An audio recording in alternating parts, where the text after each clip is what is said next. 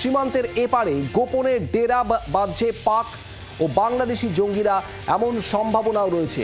গোয়েন্দা সতর্কতা বিজয় দিবসের আগে বাংলাদেশ ভারত সীমান্তে, আর সেখানে বলা হচ্ছে মালদহ মুর্শিদাবাদের মতো সীমান্তগুলোতে নজর রাখতে হবে অরাজকতার বাংলাদেশের জঙ্গিদের বারবারন্ত। সীমান্তে সাবধান গোয়েন্দারা, আর বিএসএফ এবং পুলিশকে নজর রাখার নির্দেশ দেওয়া হচ্ছে। বিজয় দিবসের আগে ভারত বাংলাদেশ সীমান্ত, মূলত মালদহ মুর্শিদাবাদ সীমান্তে কেন্দ্রীয় গোয়েন্দাদের সতর্ক বার্তা জারি হয়েছে এবং সেখানে হাই অ্যালার্ট রয়েছে। বিএসএফ এবং পুলিশ প্রশাসনের নির্দিষ্ট তথ্যের ভিত্তিতে সতর্ক করেছেন গোয়েন্দারা, এমনটাই সূত্রের খবর। পাক ও বাংলাদেশি গুপ্তচরদের অনুপ্রবেশের আশঙ্কা রয়েছে। গোয়েন্দা সূত্রে এমনভাবেই সতর্ক করা হচ্ছে। বিএসএফ এবং রাজ্য পুলিশকে সতর্ক থাকার কথা বলা হয়েছে। এলাকায় ভাড়া বাড়ি এবং হোটেলে শুরু হয়েছে নজরদারি। রণজয় সিংহ আমাদের প্রতিনিধি রয়েছেন মালদা থেকে সরাসরি। রণজয়, সব মিলে কি পরিস্থিতি মালদা মুর্শিদাবাদের সীমান্তবর্তী এলাকাগুলোতে? তার কারণ গোয়েন্দা সতর্কতা রয়েছে, কড়া নজরদারি চলছে।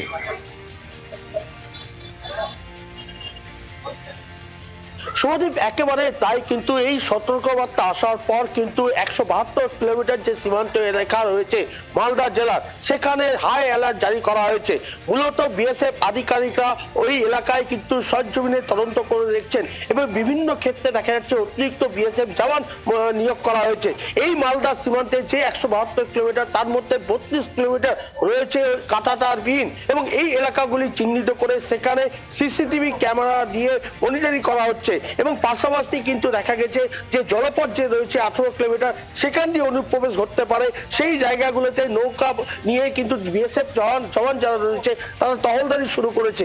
মূলত বিএসএফ এর কর্তাদের কাছে যে সূত্র রয়েছে, যে এলাকাগুলো দিয়ে এই অনুপ্রবেশ ঘটতে পারে, মূলত যেই জায়গাগুলি চিহ্নিতকরণ করা হয়েছে কালিয়াচকের মোহাম্মদপুর, শ্মশানী এবং বেশ কিছু গোলাপগঞ্জ, এই সকল এলাকা যেখানে জাল নোটের করিডোর, বেআইনি আগ্নেয়াস্ত্র কারবারের করিডোর, এছাড়া মাদক কারবারের করিডোর, সেই এলাকাগুলিতে বিশেষ করে নজরদারি করা হচ্ছে। এবং এই দর্শকদের দেখাবো এই মালদা মুর্শিদাবাদের সীমান্তবর্তী এলাকাগুলো মানচিত্রের মাধ্যমে, সেই ছবি দেখাবার চেষ্টা করব। বাংলাদেশ এবং পশ্চিমবঙ্গের সীমান্তবর্তী যে অঞ্চলগুলো মালদহ এবং মুর্শিদাবাদ, এই দুই জেলার যে সীমান্তবর্তী অঞ্চল, এখানে একেবারে রেড অ্যালার্ট জারি করা হয়েছে। গোয়েন্দা সতর্ক বার্তা রয়েছে যে জঙ্গি অনুপ্রবেশ হতে পারে, গুপ্তচর অনুপ্রবেশ হতে পারে। পাক এবং বাংলাদেশ মদতপুষ্ট জঙ্গিরা এই সীমান্ত পেরিয়ে এ রাজ্যে প্রবেশ করতে পারেন, আর সেই জন্য স্থানীয়দের যেভাবে সতর্ক করা হচ্ছে এবং এর পাশাপাশি বিভিন্ন হোটেল, বিভিন্ন বাড়ি, সমস্ত জায়গাতেই নজরদারি বাড়ানো হয়েছে।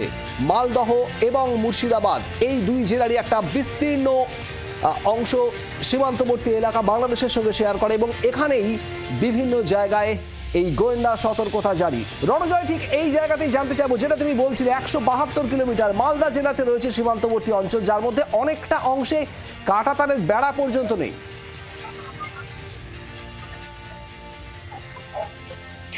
শুভদীপ, একেবারে তাই। মূলত এই মালদা জেলা বিগত দিনে পরিচিত ছিল জাল নোটের কারবার এবং বেআইনি আগ্নেয়াস্ত্র কারবার এবং মাদক কারবারের সঙ্গে যুক্ত বিভিন্ন অসামাজিক কাজ কিন্তু সীমান্ত এলাকায় ঘটে এবং সেই তথ্য কিন্তু পুলিশের কাছে রয়েছে এবং বিএসএফ কর্তাদের কাছেও রয়েছে।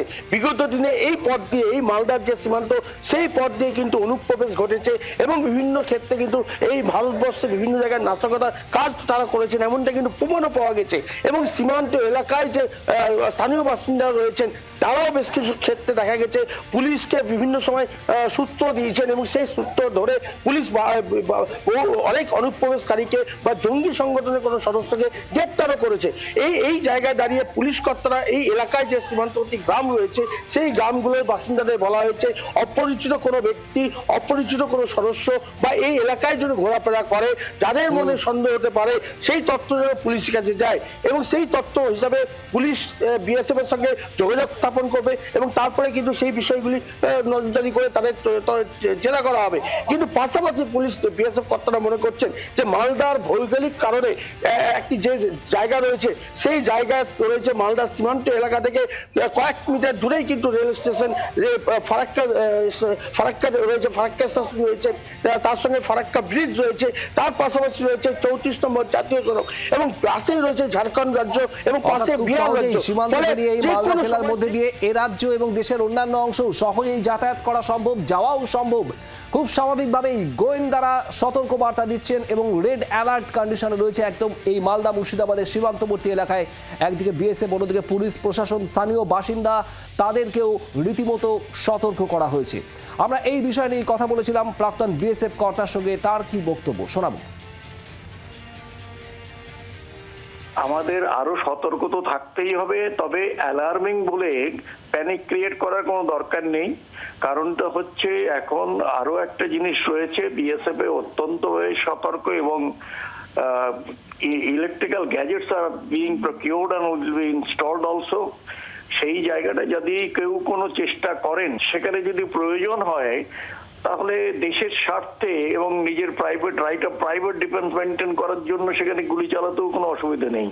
এখানে পুলিশ এবং এদেরও একটা দায়িত্ব রয়েছে পঞ্চায়েতের উপরে, কেননা দেশের স্বাধীনতার জন্য, স্বাধীনতা রক্ষা কিংবা আমার মাতৃভূমিকে রক্ষা করার জন্য যাকে দরকার সেখানে দিল্লি বা কলকাতা মাঝখানে আসবে না। আমরা সবাই ভারতীয় এবং যে দরকারটা, সেই যে আমাদের যেটা প্রয়োজন, সেই প্রয়োজনটা হচ্ছে একটা লোকও যেন এর ভেতরে না আসতে পারে।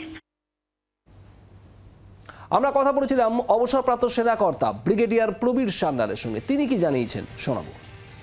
আমাদের ইন্ডিয়ার যে কাউন্টার ইন্টেলিজেন্স সেটআপ, বাংলাদেশে কি হচ্ছে না হচ্ছে, কে কি করছে মোটামুটি আমরা জানি, আর আমরা সেরকম ভাবে একটা প্রোটেক্টিভ মেজার নিই। এখন এই যে গভর্নমেন্টে এসছে মোহাম্মদ ইউনুস, উনি বাংলাদেশ টেররিস্টের সাথে কোঅপারেট করছেন, ওনার সাহায্য নিয়ে উনি নিজের এই প্রেজেন্ট গভর্নমেন্টটা চালাচ্ছেন। কিন্তু আমার পার্সোনাল ওপিনিয়ন হচ্ছে ওরা ইন্ডিয়াকে খোঁচা দেওয়ার চেষ্টা করবে, তার জন্য আমরা প্রস্তুত আছি। বাংলার আওয়াজ, বাঙালির আবেগ, জি 24 ঘন্টা।